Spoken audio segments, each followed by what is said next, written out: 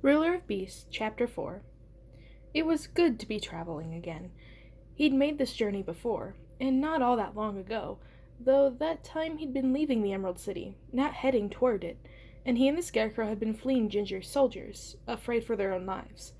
When he traveled with Dorothy, the Scarecrow, and the Tin Woodman, they had had such an eventful and occasionally dangerous journey that he'd never had time to pay attention to the landscape.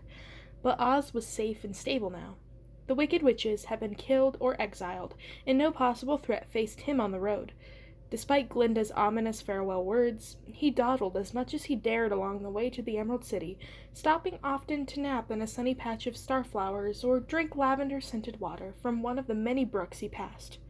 It didn't take long for his paws to find the road of yellow brick, and once he did, he quickened the pace.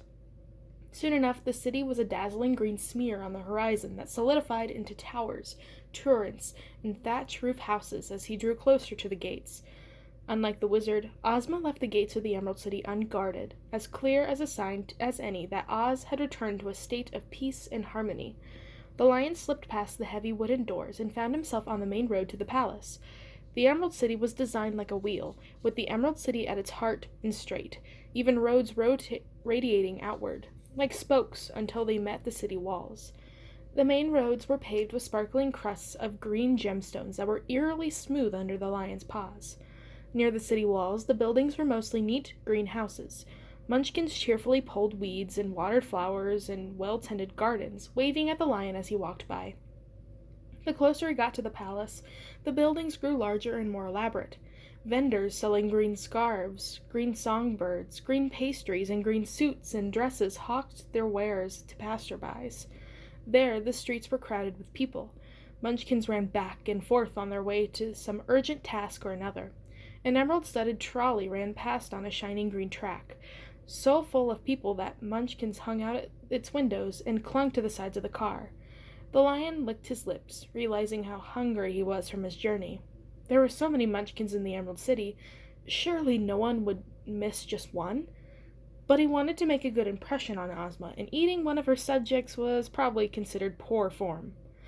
The lion made his way slowly through the teeming streets until at last he reached the gardens outside the Emerald Palace. The exterior of the palace was dramatically different from the last time the lion had seen it. The Scarecrow had kept things simple and functional, but now, under Ozma's rule, it was clear that appearance was more important. The gardens were even more elaborately planted. Tiny jewel-colored hummingbirds fitted between the enormous green blossoms, and golden butterflies the size of the lion's head drifted idly from flower to flower. An army of Munchkin gardeners toiled busily, raking the immaculate green gravel paths, planting seedlings in the tidy beds, and trimming the already flawless lawns. Huge green banners emblazoned on the golden crown of Oz fluttered from tall green pools. Courtiers strolled in the gardens, dressed in elaborate tiered court gowns and well-cut suits of green velvet. Ozma had clearly been busy since the Scarecrow had left the Emerald City. The lion wondered what his old friend had thought of her changes. But Ozma was the rightful ruler of Oz, after all. It made sense that she would want her palace to be as beautiful as possible. "Your Highness!" one of the gardeners exclaimed, catching sight of the lion. He rushed forward, bowing as he ran. "We were not expecting a royal visit. Does Her Majesty know you're here?" The lion was pleased to be recognized, but realized quickly he should have sent word to Ozma that he was coming to the city. I thought I would surprise her," he said. The gardener looked startled, but recovered quickly. "How wonderful, sir! I'm afraid we're not prepared to receive you properly, but allow me to escort you to the palace." "Oh, that's all right," the lion said. "I don't need anything fancy." He followed the gardener through the huge main gates of the palace, and his stomach rumbled. It definitely wouldn't do to eat one of Ozma's staff. But he was terribly hungry, and the Munchkin was so tempting. Inside, the palace was even grander than the outside. Ozma's touch was everywhere, in the giant tapestries that covered the walls and the soft, thick carpet scattered across the stone floor. More servants bustled back and forth on various errands, carrying trays laden with delicacies, cleaning supplies, or stacks of books and papers. It was almost hard to believe that this was the same place he'd once lounged with the Scarecrow and where they'd fought a bloody battle against General Ginger. The palace even felt different. He could almost smell the magic humming in the air. Ozma's magic, he realized. It buzzed faintly in his ears like a distant beehive. The Emerald Palace had never felt like this before. For the first time, it had a true ruler. "If you'll just wait here for a moment, Your Majesty," the gardener said. Before the lion could reply, he was running off down a hallway. Moments later, another servant appeared. This Munchkin was clearly someone important in the palace. His uniform was a beautifully tailored suit, and he wore an emerald pin on his lapel. "We are honored to have such an illustrious guest. I am Rita Sapal, at your service," he said, bowing. "The Queen is just finishing some business, but will be ready to receive you soon, Your Highness." He looked at the lion's dirty, matted fur with the faintest expression of disapproval.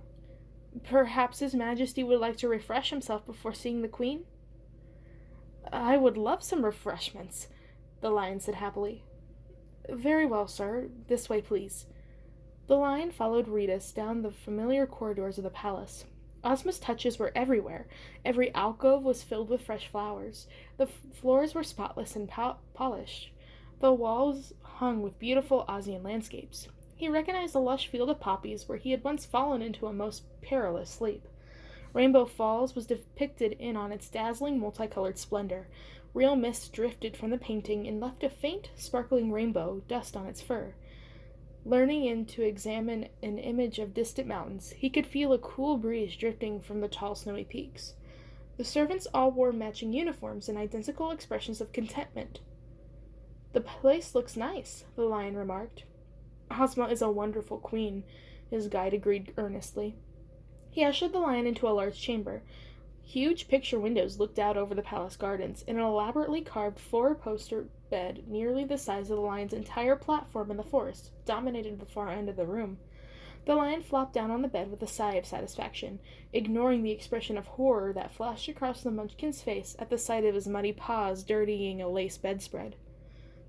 "About those refreshments," the lion growled. Bowing and nodding, the little servant backed into the hallway and disappeared. Moments later, the room was full of activity. A team of a dozen pixies flew in, steering a huge tub of steaming water that rolled along atop an invisible bubble of magic and a pile of towels. A Munchkin brought a platter of roasted meat, and another hurried toward the lion with a brush and a comb. The lion was far more interested in a meal than in hygiene, but he allowed himself to be hustled into the bathtub. He munched happily as the pixie shampooed his fur and combed the tangles out of his mane and tail. When he was thoroughly clean, more pixies took away the bathwater while a Munchkin toweled him dry and brushed his fur until it shone. Finally, another Munchkin brought him a mirror. The lion admired himself for a moment. "I look so respectable, no one will recognize me," he exclaimed. Ritas appeared. "Ozma's ready to receive you, Your Highness," he said. The lion followed him down another series of hallways to the Emerald Palace's throne room. As with everything else in the palace, Ozma had redecorated the throne room to within an inch of its life. Elaborate murals depicted the history of Oz, and stained-glass windows refracted the sunlight into hundreds of patches of emerald green. Ozma sat regally on her throne, her gold crown sparkling in the sunlight and her rich green robes spilling on the floor around her. But other than a few servants, the throne room was nearly empty. She looked tiny and lost, all alone in the vast space. "His Highness the Lion, King of the Beasts," Ritas announced. But Ozma was already rising to her feet. "Lion!" she exclaimed, picking up the hem of her robe and scampering toward him like a little girl. She flung her arms around his neck. "It's so good to see you!" The lion was so surprised at her delight that he began to purr. Ozma leaned back and looked at him closely. "You're looking very well, dear lion," she said. The lion refrained from mentioning this was due to the attentions of her minions. "What brings you to the palace?" The lion realized he hadn't thought of a cover story for his trip to the palace. He couldn't exactly tell Ozma that Glinda had said she was bored and lonely. Glinda had made it clear he wasn't supposed to mention her at all. Now, with Ozma staring at him quizzically, he could barely think. It seemed time to pay my respects," he said, feeling slightly ridiculous. But Ozma only laughed. "But you were here for my coronation. You didn't need to come all this way just to see me again." Suddenly the lion was seized by a fit of inspiration. "To tell you the truth, Your Majesty, being king isn't quite what I thought it'd be," he confessed in a low voice. "Being in power is a little lonely. I thought you might have some advice." Silently, he congratulated himself on his cleverness as Ozma's cheerful smile turned to a look of sympathy. "I know just what you mean," she said quietly. "Have you eaten, dear lion?" "No," the lion said untruthfully. Ozma rang a silver bell next to her throne, and the servants leapt to attention. "Please serve dinner for my guest and me in my chambers," she ordered. "We wish to dine privately." She turned to the lion. "Come, dear lion. We have much to discuss."